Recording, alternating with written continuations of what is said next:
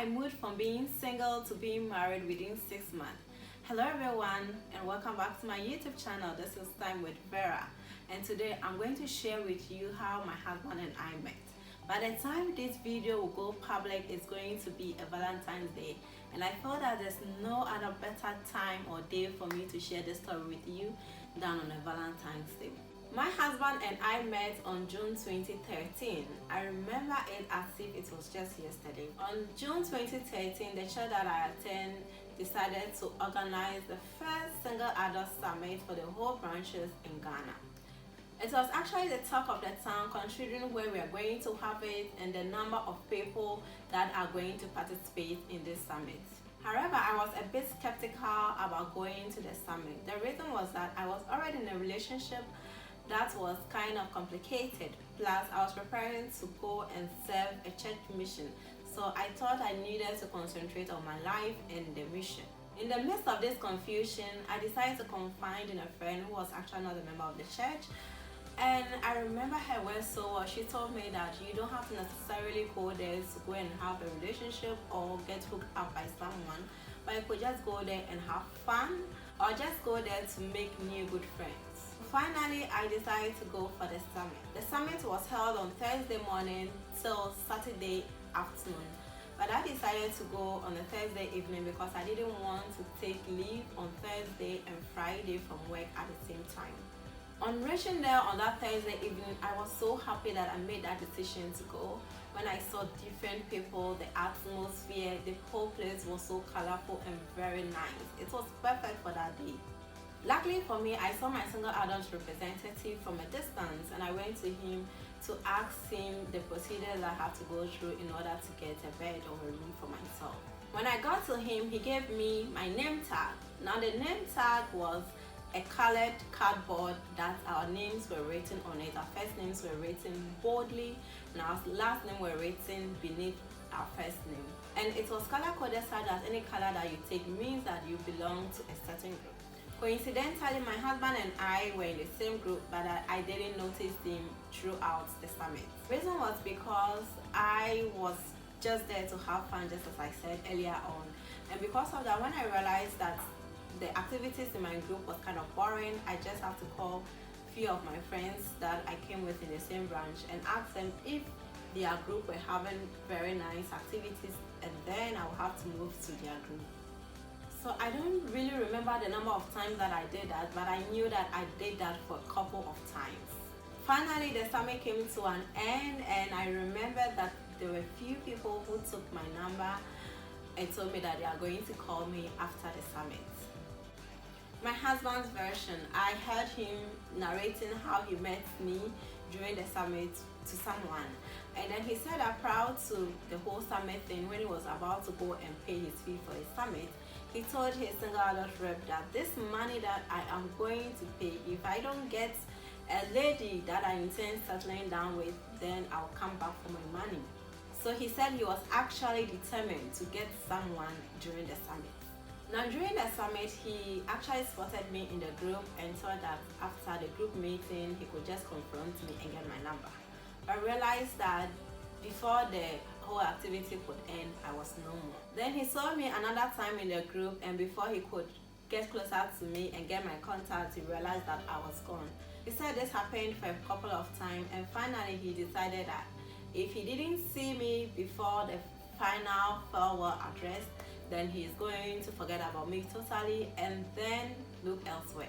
So on Saturday morning, we were all advised to stay in our group so that we could be served our lunch, and that was when he saw me again. He said that when he found out that our lunch were being served and then my food was placed on my lap, he quickly grabbed a table close by and pushed it in front of me and told the other ladies, including me, to put our food on the table in order for him to get my number afterwards. After the summit, just as I said, I realized that few people took my number, and after the summit, some of them started calling me. Along the way, I realized that where the conversation was going was actually not what I anticipated for, and so I either told them that I'm very busy or don't pick their calls at all. So over time, most of the guys decided not to call me again, but there was this particular gentleman who kept calling my number, and insisted that at least if we could get an opportunity to meet again, since I said I didn't recognize him or notice him at all in the summit. Finally, I decided to give in to his request, and we decided to meet the very first time after the summit. The first time that I saw him, I was a bit intimidated by his height and stature. This was because I had dated average guys, not because I'm not interested in really tall guys, but because of my perception about them, I felt like it was no for me. Subsequently, with his frequent calls and sometimes visits, I then got more concerned about his personality and sense of humor, and decided to give us a chance so that we can get to know each other better. And I also think because of our busy schedules, we're not able to meet more often until I decided to finally leave on mission. Now, before I left on mission, I told him that I was still not too sure about this whole thing, and I don't want us to get committed yet till I come back and see what can happen in between us. During my mission, we couldn't get the opportunity to talk that much because per the mission rule, we are not supposed to call any family members or friends except on the Christmas Eve or New Year, and we are not supposed to communicate to anybody at all or on any social media platform. So we hardly communicated whilst I was on mission. And I forgot to tell you that I left on my mission on November 2013. That's a few months after we had met.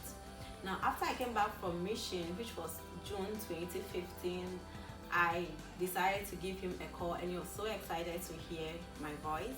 And so we planned on meeting. Now, after we are done with our first meeting, we decided to meet again, but this time he wanted to introduce me to his family members, that's his mom and siblings. By then, he has already seen my family members once. That was the last Sunday for me to leave on my mission. Later on, he had a job that took him far away from Accra, and so it means that we weren't able to see ourselves much often, but we communicated through phone.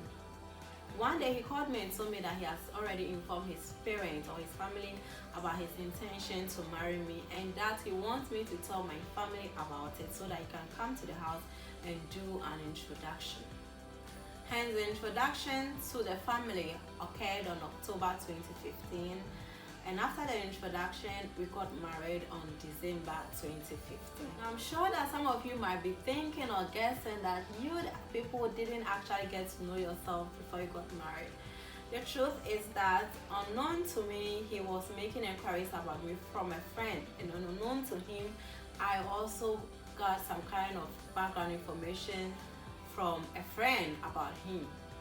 Now, what do I want you to learn from this whole story? Now, I want you to learn two most important things. And the very first thing is that sometimes love happens to us where we least expect it. Just as I was thinking about my life and my mission, somebody else was thinking about having a long-term relationship with me. The next thing is that when we really know what we want and we have decided to focus on exact thing that we want, when you meet that person, you know for yourself that this is the person that you intend to be with. So this has actually been our love journey up to this time. I hope you enjoyed the story, and also don't forget to subscribe to my YouTube channel as you get more relationship ideas. See you next time.